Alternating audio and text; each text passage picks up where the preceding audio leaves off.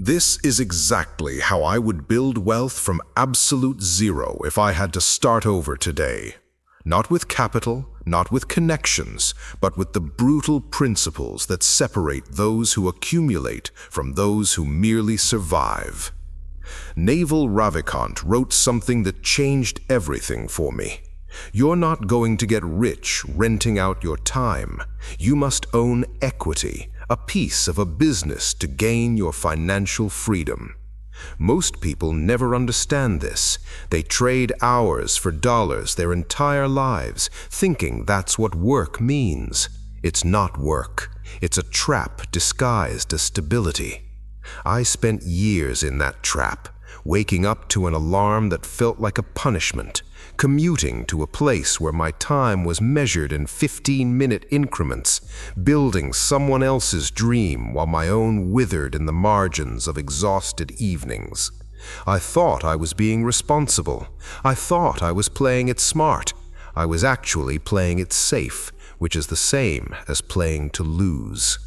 The moment everything shifted wasn't when I got more money. It was when I realized that poverty isn't just about what you lack, it's about what you refuse to see. I was poor not because I didn't have money, but because I didn't understand how money actually works. Let me be brutally clear about something. Your financial situation right now is a direct result of the value you've created or failed to create in the marketplace. Not your effort, not your intentions, value. And value in the modern economy doesn't come from working harder. It comes from solving bigger problems for more people. Robert Greene teaches us that power is perception, but I'll take it further. Wealth is leverage, and leverage comes in three forms: code, media, and people. If you master even one of these, you can build wealth from nothing. Master all three, and you become unstoppable. Here's what I did when I had nothing. No savings, no network, no safety net. Just debt and a hunger that bordered on desperation. I asked myself one question: what can I learn in the next 90 days that will make me more valuable than I am right now? Not what degree should I get, not what certification should I pursue. What skill could I develop that would let me create value for others immediately? I opened my laptop and researched the highest paid skills that could be learned online: copywriting, sales, digital marketing, software development, video editing, design. I made a list. Then I did something most people never do. I picked one. Not the one that seemed most profitable, not the one that seemed easiest, the one that scared me the most, because fear is usually pointing at the thing that will transform you. I chose to learn how to sell through words, not because I was good at it, I wasn't, but because I understood something fundamental. Every business needs customers. Every customer is acquired through persuasion, and persuasion at scale is copywriting. Cal Newport wrote Deep Work, and in it, he argues that the ability to focus without distraction is becoming the superpower of the 21st century. He's right, but here's what he doesn't emphasize enough. Deep work on the wrong thing is just expensive procrastination. I didn't just work hard, I worked with precision. 4 hours every morning before the world woke up. No phone, no distractions, just me, my laptop, and the systematic deconstruction of how the best in the world sold through words. I studied Gary Halbert's letters, Eugene Schwartz's frameworks, Clayton Makepeace's sales copy. I didn't read for entertainment, I reverse engineered for installation.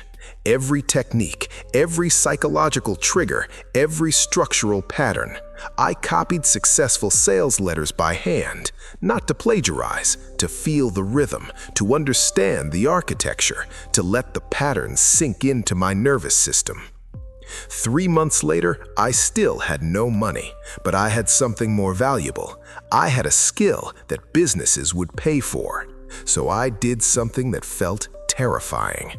I reached out to businesses and offered to work for free. Not as charity, as a strategic investment in my own education. I told them, let me write your sales copy. If it doesn't perform better than what you're currently using, you owe me nothing. If it does, pay me a percentage of the increase. Most said no, a few said yes, and one said yes to a deal that changed everything. They were a small e-commerce business doing about $50,000 a month in revenue. Their email marketing was non-existent. I wrote a 7-email sequence for their product launch. It generated an additional $32,000 in revenue. They paid me 20%, $6,400 for work that took me 8 hours. That's when I understood what Naval meant. I wasn't being paid for my time. I was being paid for the value I created. And the value I created was multiplied by leverage. They sent that email to 20,000 people. I wrote it once. That's leverage. But here's where most people stop. They get their first win and they relax. They think they've made it. They haven't. They've just proven the concept. Now comes the real work, scaling. James Clear wrote Atomic Habits, and the core insight is deceptively simple. You don't rise to the level of your goals, you fall to the level of your systems. I built a system. Every Monday, I sent cold outreach to 20 businesses. Every Tuesday, I followed up with anyone who responded. Every Wednesday through Friday, I did client work.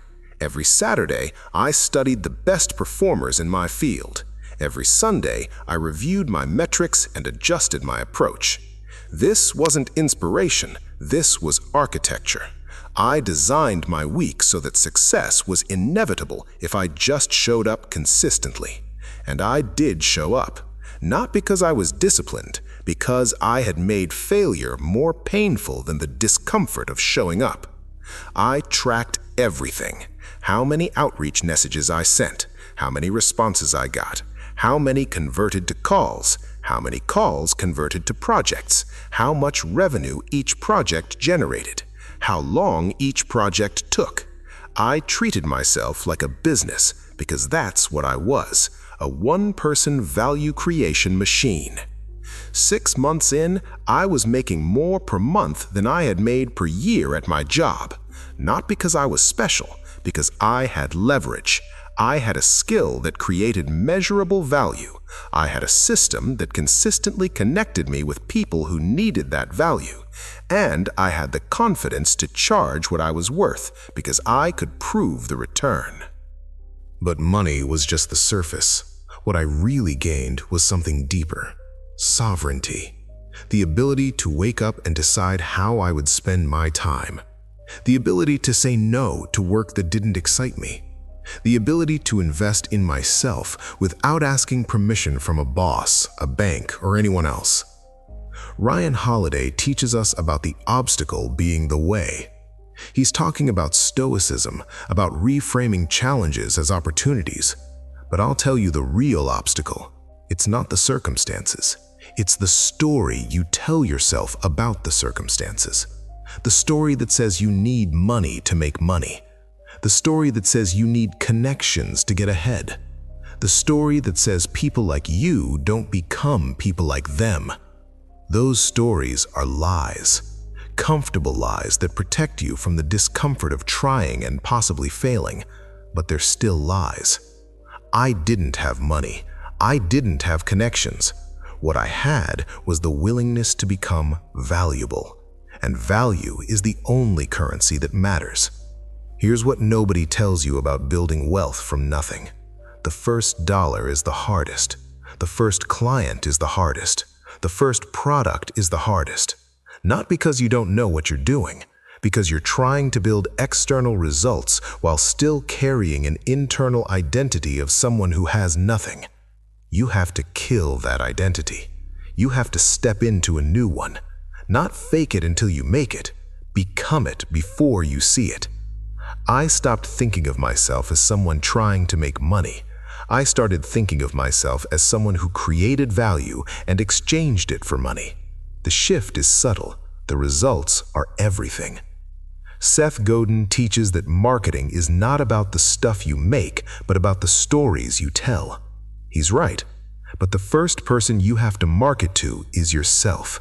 You have to sell yourself on the story that you're capable of more than you currently are.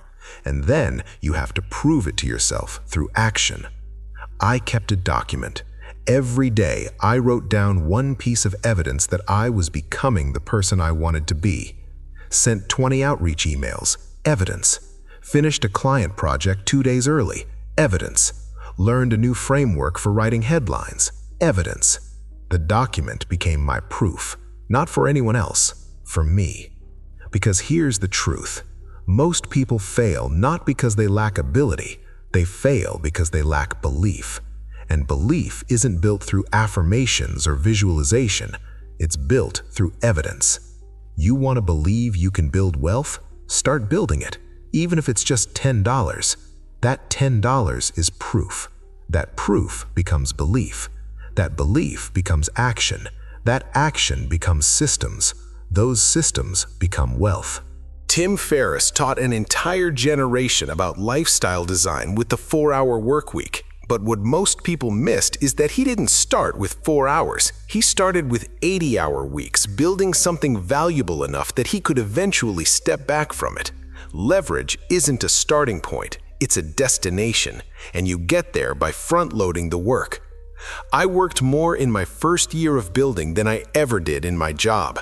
The difference? I was working for myself. Every hour I invested was equity in my own future. Every skill I learned was a permanent asset. Every client I served was a reference for the next one. The compounding was invisible at first, then it was undeniable. By year 2, I had more clients than I could handle, so I did something that terrified me. I raised my prices, not by 10%, by 300%, and I lost half my clients overnight. But the ones who stayed paid me 4 times as much, so I made twice the revenue with half the clients. Same work, double the profit. That's leverage.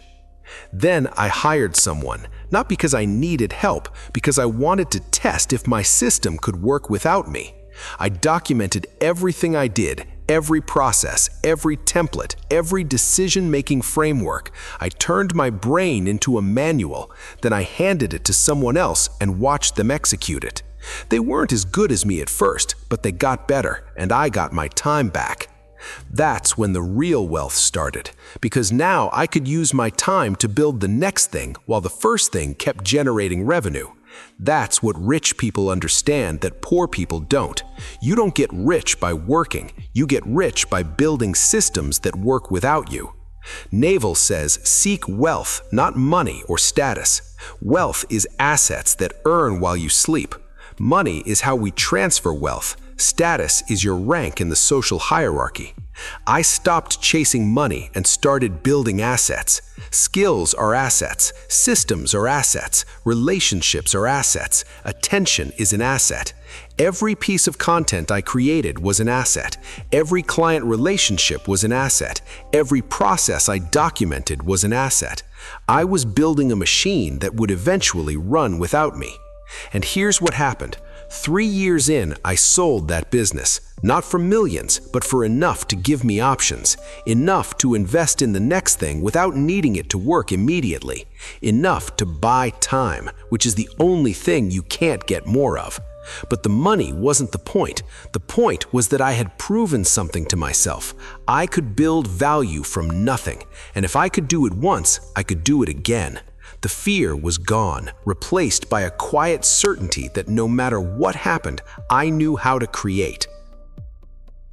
Mark Manson wrote The Subtle Art of Not Giving a Fuck, and the core message is that you have to choose what to care about. Most people care about the wrong things. They care about looking successful instead of being effective. They care about comfort instead of growth. They care about what other people think instead of what they're capable of becoming. I stopped caring about everything except one question. Am I more valuable today than I was yesterday? If the answer was yes, it was a good day. If the answer was no, I adjusted. That singular focus turned years into decades of progress compressed into months. Because when you stop caring about everything except getting better, you get better faster than you thought possible. Here's what I need you to understand. Getting rich from nothing isn't about finding a secret. It's not about luck. It's not about being in the right place at the right time. It's about understanding the mechanics of value creation and applying them with relentless consistency. You learn a valuable skill, you offer it to the market, you get paid, you systemize, you leverage, you scale, you reinvest, you repeat.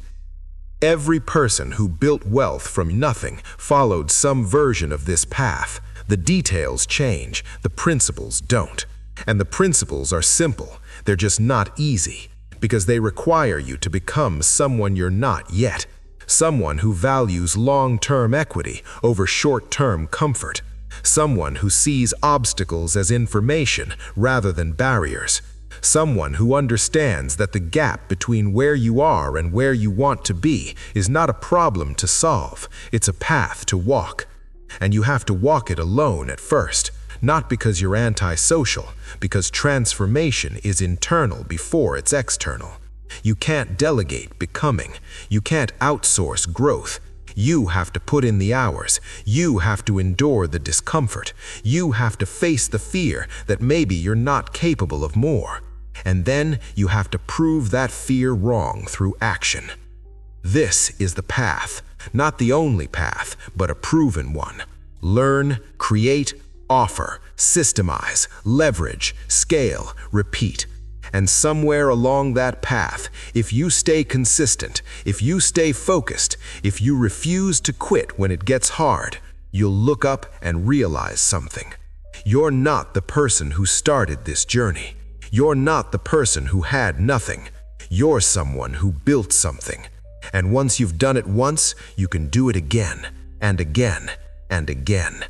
That's what getting rich from nothing really means. Not accumulating money, becoming the kind of person who knows how to create value. Because once you become that person, money is just a lagging indicator. It shows up eventually, not because you chased it, because you became worth chasing.